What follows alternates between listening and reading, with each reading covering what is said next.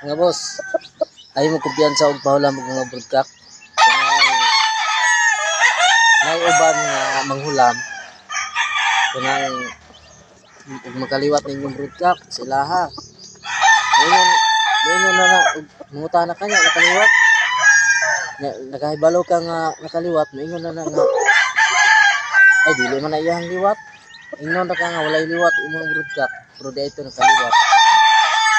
Ayaw mo kumpiyansa pahulam og mga broodcock ha.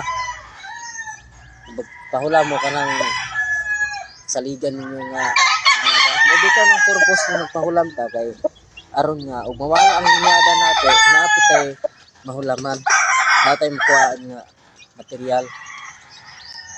Mara na boss.